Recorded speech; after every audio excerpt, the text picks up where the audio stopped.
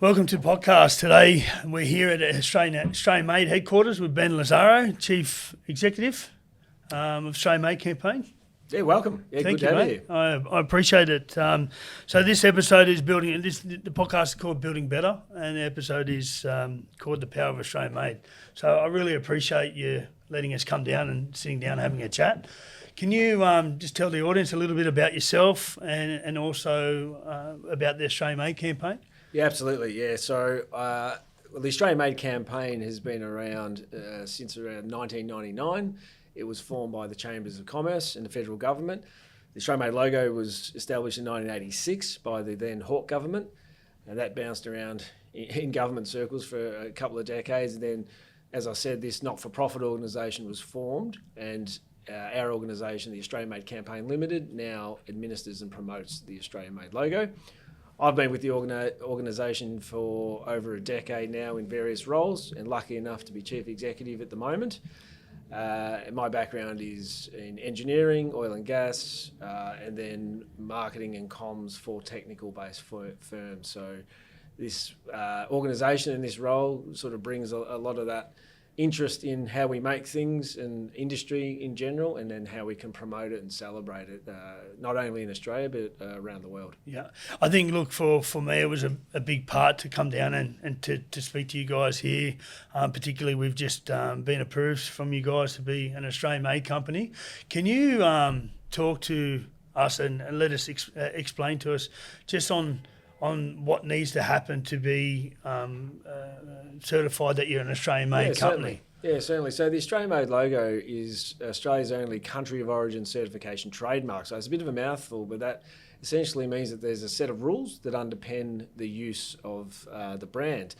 And the brand is product specific. So it's not about the business, it's about where the product is made. And that's what those rules speak to.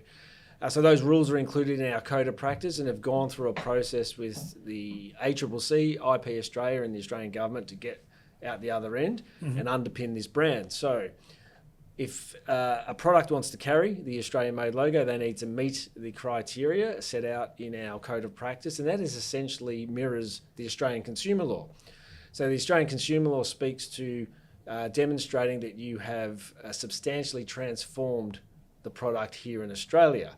And so that is a subjective rule, and the best way to perhaps describe that is through example. So if you import a piece of timber into Australia, you can then turn that into a table, and you can probably legally describe, well, no, you can legally describe that as an Australian made table. You have substantially transformed that piece of timber into something new in essential identity and character. So you get the tick.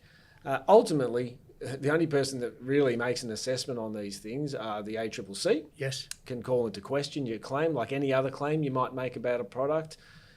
Country of origin is just one of those things that they police. And ultimately, if they see reason, or that you can be taken to court, and ultimately a judge will make the determination.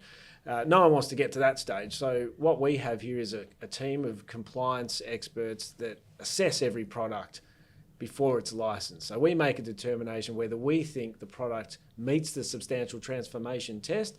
And with the example, I guess, of aluminium windows and doors, if you're getting the extrusions from various suppliers, and then you're cutting, welding, machining, transforming, that is a easy substantial transformation test for us. You get the tick, and through you go. You license the product. So again, you don't license the business, you license the individual products or the product ranges.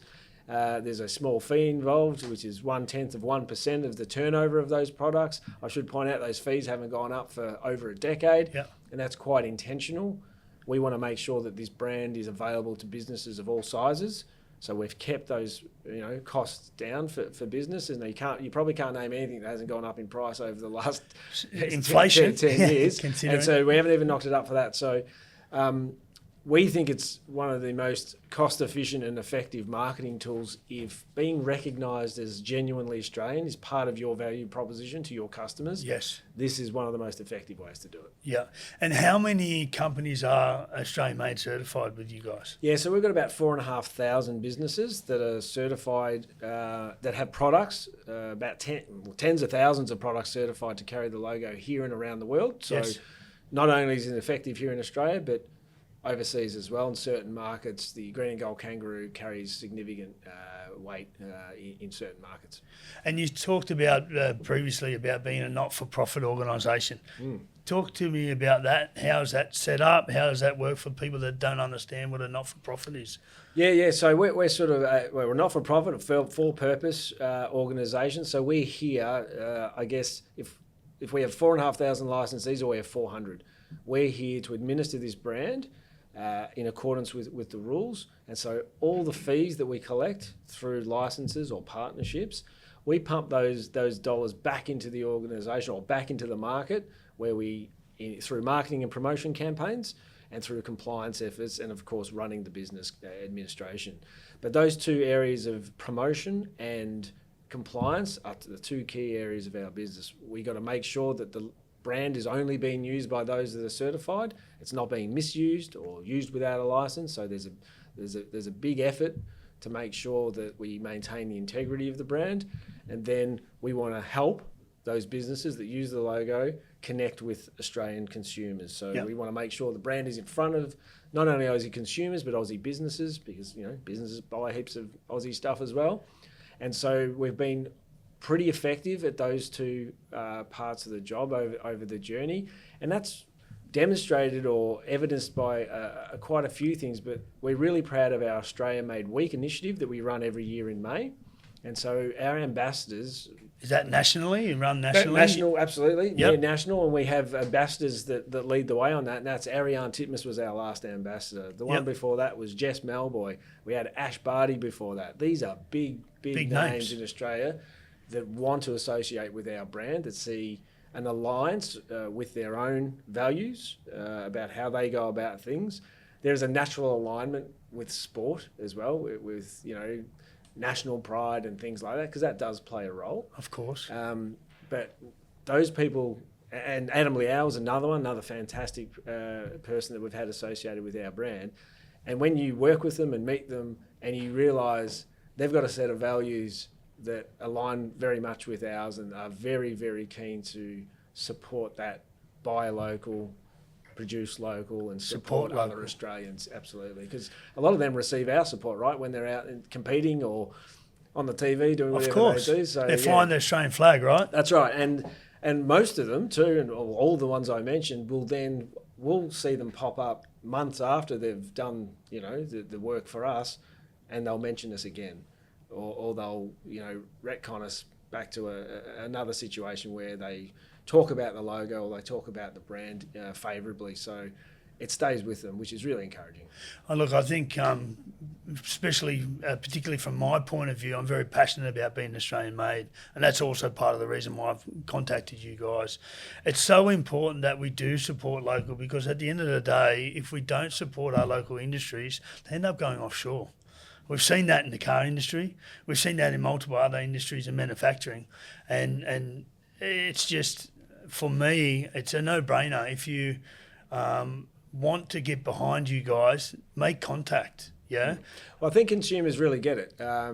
Certainly, we experienced that. There's a lot going on during the COVID pandemic, but one of the things that we found, which was central to our business, that we saw consumers react in a very supportive and positive way, because it became very apparent that you need sovereign manufacturing capability. It's a testament to the manufacturers we have here in Australia that at that time they were able to pivot. I mean, that was the key word at the time, right? They're pivot, they're agile. Yep. But it's the truth. We had the capability here that businesses stopped making what they normally make and made the stuff we needed at the time, whether it was PPE, whether it was sanitizer, whatever it was. We had the ability to do that, obviously with some support from government and industry and all the rest. But it became very apparent in our research with consumers that they better understood the impact of making things here. They knew someone that lost a job. They knew someone that ran a business down the road that currently wasn't running that business, and they realised that buying things that are made here has an enormous knock-on effect in Australia. So it's not only are you helping the business itself, that business can employ people, that business can buy things from other businesses and so on. The knock-on effect is enormous. And I think our research through Roy Morgan at the time said if every Australian household spent an extra $10 a week on Aussie products, it was $5 billion into the economy and 40,000 jobs if we sustain that over a year period, which is just phenomenal. Yeah, when you put it like that, every Aussie goes, "Oh, I could," and not to dismiss cost of living pressures because they're real. Yeah. But a lot of Aussies told us that, well, $10 a week, I can do that. It's just substituting something out that, or maybe looking a little bit harder at whether it's at the supermarket or at the whatever online store. Yeah. We can all do that. We can all play a role, and I think that really engaged most people as well, that they could have a tangible effect on things. Well, $10 a week, it's a small amount of money, but when you look at it going, you said $5 billion approximately back into the economy. Yeah, it's wild. How many jobs does that create? How much more support does that offer other people, particularly around housing and other elements of the country? That's right, and the stat was 10,000 jobs, close to 10,000 jobs that would create just alone with that small increase from most of us. So really encouraging. And consumers, we conduct research with consumers and business all the time, and consumer sentiment is always very high around not only the Australian-made logo, but about their intention to buy Australian and wanting to support other Australians. So we're really proud of the fact that the Australian-made logo is recognised by 99%. Beautiful. But the most important one to us, it's trusted by 93% of Australians, which is huge. Once you're in the 90s, it's pretty hard to improve on that. But it also, so its job is to demonstrate that the product is a genuine Australian one. But our research tells us that consumers actually associate all these other positive attributes with it, such as jobs is an obvious one, but ethical labour is becoming more and more important, and that resonates with a younger audience, we found with research, as does it has some sustainable attributes to it, so some ethical, sustainability, jobs, economic growth and activity. So it's really doing, it's sort of a triple threat or multi-threat. It's telling you the product's Australian, and it's also conveying all these other positive things to the end consumer, who's ultimately going to make a decision, right? And being Australian is going to be somewhere in that decision-making process depending on the product. Yeah. So it might be higher up the chain if you're buying something. We've found, our research says, if it's to do with your health or well-being, being Australian-made is probably going to be higher up that decision-making process for consumers. If it's, I should have mentioned before too, they definitely associate quality with it. That's a big thing that we find. I understand for your business would be right up there as well. Your customers are going to want to know that not only is it going to be a high quality product made to Australian standards, but another thing our research tells us is you're going to be there for after sales support. That's right. You're present in the marketplace where you might not get that from other suppliers, particularly if they're overseas based. So our research will tell us that after sales support and care is also a big factor. So with all the businesses that have come on board with Australian Made, how important have you the feedback that you've had from them? How important to each business that you've dealt with is it to have that logo? Well, it'll differ. It's a good question. That it'll differ from business to business. So as we discussed with the business you're in, there's some that quality piece, that standards piece, the after sales service. It's also a third party giving you a stamp of approval, the trusted brand that you now align with. That's sort of universal. But that stamp's not just given to anybody. That's there's right. There's a process involved to get that stamp. There's some integrity in that compliance process too that we've built up over a number of years. But there'll be other businesses that say, well, actually, I'm only selling into Southeast Asia. I'm selling vitamins or complementary medicines into that part of the world. I need them to know that this is a product that's made in this clean, green environment. It's a TGA approved. That's right. Out of which is a unique thing in Australia that we make our complementary medicines in TGA facilities. It doesn't happen in other parts of the world. So therefore, when you send it into Southeast Asia, you can charge a premium because it is a high quality product. So some businesses will want it purely just for that one thing. Others will want to say, well, I want to demonstrate that I employ people in Australia and I've got a local presence. Some will want it for government tenders, perhaps, or B2B initiatives. They want to, there might be procurement requirements for a certain project that they're trying to get into. This is a shorthand way to tell those procurement officers that this is a authentic, genuine Australian product, and so that's why they want it. If listeners want to go to the Australian Made website, we've got these video series called the Australian Makers. Yep. And they're fantastic because they, they're I guess, a structured formula, which we see about meeting the makers these days. But what they all have at the end of them is, why did your business choose to use the Australian-made logo? And it varies depending on the sector they're in. I actually went to a business in Western Australia a couple of weeks ago, really interesting business that are making alloys. Yep. Very, very specific, special alloys for ultimately end up as many things, but mostly parts in planes. Okay. Important stuff. Yeah. You know, it can't fail. It's got to be high quality. And they came on board, and they send this stuff over to the US. So the US buys this stuff, even with the tariffs in place, buys this stuff because of the quality that we're able to produce here. And they stamp the Australian-made logo on every ingot that goes over there, these things that weigh a couple of tons. Yes. And they get turned into those parts of the airplanes. And we went over to just celebrate the fact they came on board as a licensee, and we had a thing in their lunchroom. It was like an industrial site, and the pride that the management and then the staff that make these things, that no one would know that they do. Yep. It's not a consumer product, it's behind the scenes. Yes. But goes into a very important use case. We all get on a Qantas plane or whatever that has these parts in them, and there was this huge pride that they were part of that process to make these important products that fly us around the world. Yep. And I've seen a lot when I was in this role. I've been lucky enough to go into all sorts of manufacturing facilities, and that was a bit of an eye-opener for us to go, hey, how good's this? That they feel such an attachment to our brand to the point where they're willing to stamp it on a product that will never actually... the only people that are going to see that are the end users in the US that then melt it down and turn it into something else. Yeah. So that was really a good illustration of the value that a consumer doesn't lay eyes on it. So it's that B2B value. But it's that value of the brand of Australian made. And the Australian business there knew that would resonate with the workers there as well. You know, there's a pride in what they do, and this just is another way to reinforce that and celebrate it.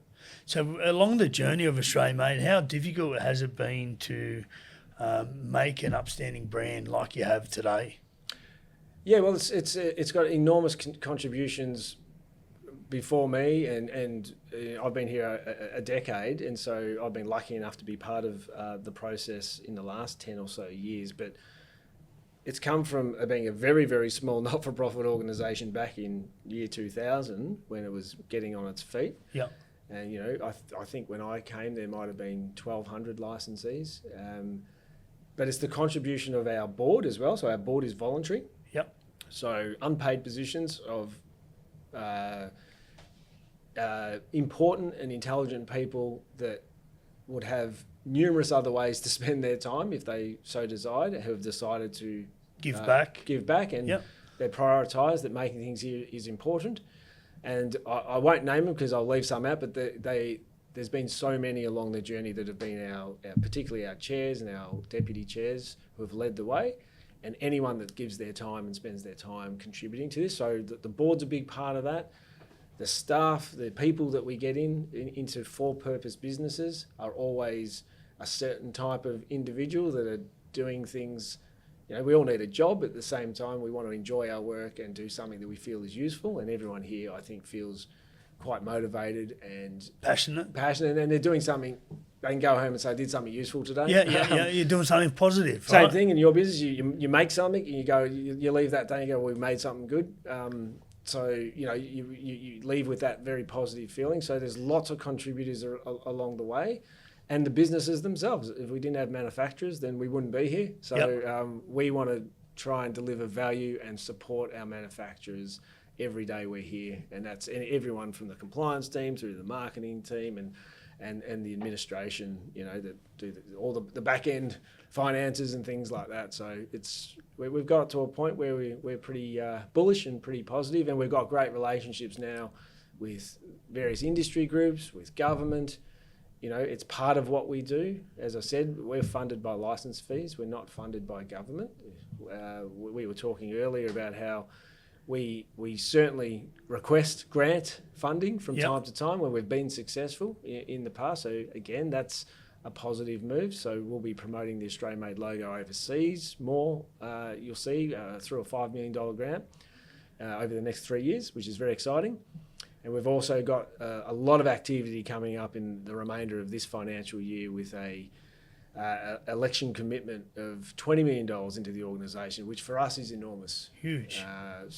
And when I say us, I mean the licensees as well. I was just about to say, anybody that's a licensee is going to benefit from your brand being stronger because they're able to use it, right? And that's the efforts of the team, right? That's making sure we keep those government relationships where they need to be, so that when the opportunity arises for potentially getting some grant money, we're ready to go.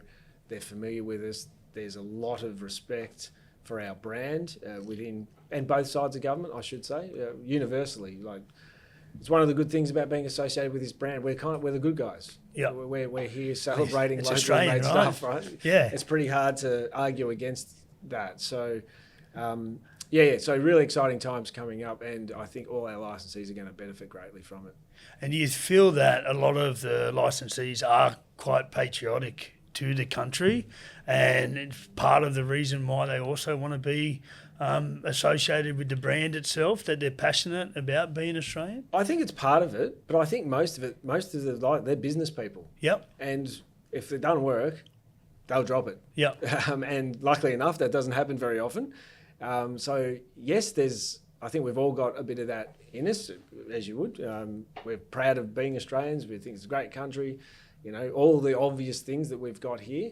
But also, they're shrewd business people that license the brand if for a moment, because we're not a charity. So for a moment that it's not doing what it should be doing for them, I would imagine they'd say, we're leaving. So we're in a not-for-profit and for-purpose sector, but we run this place like a commercial operation. Yep. So we understand our licensees, you guys, are running commercial for-profit businesses, and that's the space that we want to make sure we conduct ourselves in. So we want to generate value. So our job is to make sure this brand still makes the connection, is protected, is not misused, and makes the connection with your customers. And people aren't just using it willy-nilly. They've gone through the process. No, so talk to me about if you're catching somebody that's using the logo and shouldn't, what happens? Yeah, so we've got a commitment here. Any complaint we receive, we've got an obligation to follow up on. So we police the brand, so independently. So we'll run a third-party audit process. So once you're a licensee, we can have a third-party auditor knock on your door and say, hey, you've been randomly chosen for an audit. So that keeps our licensees in line. But again, the majority do the right thing. It's always a low percentage that perhaps won't. The best policemen out there are former employees or competitors. Yes. So that's where we'll get a lot of our intel from, or complaints and reports of misuse. And then, to be honest, there is just genuine misunderstanding, what we find. Yes. And it's really pleasing because we'll detect through whatever means that someone is using the logo without a license, and we'll follow up with them. And most of the time it's, they grew up with it, so they just thought it was a government thing, it's up for grabs, and they use it. They take it offline because, it's everywhere. And away they go. And so when we contact them, it becomes a lead gen or a business development opportunity, and they go, oh, well, where do I sign? Because I want to use it. So it's sort of a compliment to the brand that they go, well, it's so effective, I just went and grabbed it. And you'll find that our audit process too, pleasingly, has like a 95% success rate. So it means that the businesses that are licensed are continuing to do the right thing. Yes. After the fact. And so we have all that validated by our researchers to make sure we're taking the appropriate sample sizes to ensure that compliance is being met across the board. So, plenty goes into it. Complaints, auditing, we follow up every one of those complaints. There's every product goes through a compliance process when they come in the door, and every year where they renew, there's a process where the business owner signs a warranty indemnity, committing the business to the fact that they are still making things here in Australia. So we've got it. We never rest on our laurels. We're always vigilant to make sure that our brand is only being used by those that are making things here and are licensed to do so. It's much more than just a fee. Oh, absolutely, yeah. And as I said, we'd be here whether we had 400 or 4,500 licensees. It's about making sure that this brand is a useful and protected brand for Aussie manufacturers. Yeah, and how has AI helps the campaign in whether it be acquiring new licensees or finding ones that are using the wrong information online? How's that sort of seen the technology change for you guys, and you've seen that? Yeah, so we're dabbling a little bit in that, more in the compliance space, where we might use some service providers that are able to use various technologies to detect misuse, particularly online. So that's really helpful. That sort of shortens that process quite dramatically. We can get a global report on what's happening where with misuse of our brand, which we wouldn't be able to do if that was a more manual process. So I think that's helpful there. We're doing some work at the moment, and our licensees should see the results of that in some months around the user experience. So how our licensees are able to deal with our organisation, because at the moment there's a level of automation, but there's still some manual processes there. So AI is going to play a role in that. So like a lot of businesses, we're not rushing head first into it, but we're dipping our toe in the water and making sure that we are absolutely moving with the times, particularly as it relates to our digital footprint here at Ozmade. So when you sign up as a licensee, what does that entail? So yes, we can use the logo. Is there any other supports there or any other information that you guys give us as a licensee if say we wanted to sign on to you guys? Yeah, so that's right. It'll depend on what sector you're in. Where there's numerous opportunities for licensees that will be appropriate for some and not for others. But absolutely, the brand is the hero. This is the thing that we encourage you to put all over your product that's licensed, of course, and all your marketing materials. But all licensees get access to our social media audiences, which are 750,000 at the moment. So we don't charge for that as well. You got to get in the queue. You got to contact us nice and early and get in the queue. So if you want to reach 750,000 Aussies with your message about your licensed product, then that is available to all licensees as well, which is really exciting. There's listings on the website. We obviously promote our website, and we've got the biggest directory of Australian-made products on there. So we are constantly dragging consumer eyeballs to find Aussie products. All the media that we do has that, come to australianmade.com.au to find genuine Aussie products. You've got access to some digital assets on our website, on our e-newsletters, to our licensees and our consumers. So if you want to sell to business, you want to talk to other licensees, there's an opportunity to do that. There's opportunity to talk to consumers, as I said, through social and through our EDMs that we send out. From time to time, we have certain initiatives. If you're at certain trade shows in sectors, we negotiate discounted rates for Australian-made sections at those various shows. I think we've, whether it's building, gifts, what else have we been at? Various, even screen content, so non-physical products. And now with this export grants, then we're going to be providing some education about entering export markets and some resources for our licensees specific to country of origin. Yes. If you're entering certain export markets, which we've done in the past through other grants, and we'll do some more of that as well. So there's a lot on offer, and I'd encourage licensees, if they're listening, if you're not already on our licensee newsletter, because there's a authorised rep, but if you want to be added to it, then simply send an email to info@australianmade.com.au. We'll get you on that so that you make sure you're up to date with all the opportunities that Australian Made provides. Yeah, and have you got any last words for anybody that's considering joining up to the Australian Made campaign that hasn't done it at the moment? I mean, I know what I'd be saying. I'd be saying get on board, because I think it's a very good thing to do. It was a very exciting time to be part of the Australian-made family. As we said before, there's a lot of money that's about to go into market thanks to that $20 million government grant. So if you've got that Australian-made logo on your product, you're never going to be more represented in the marketplace than in the next 9 months as we go through to the end of the financial year. So I'd be getting on board now. It's a robust process, but a very user-friendly one. So you'll be on board. We commit to getting most things done in about a week. Yes. Or shorter, depending on the complexity of your product. So get on board now. The minimum cost is $300 a year. As I said, it's 1/10 of 1%. Minimum $300 a year. You can't buy an ad in the local paper for $300. No, you can't. We think it's very, very good value, and be part of the Aussie-made family, and we'll all succeed together. Thanks very much for coming on the podcast today. I really appreciate you being as a guest. Wonderful. Thanks for having me. Cheers. Appreciate it. Ta.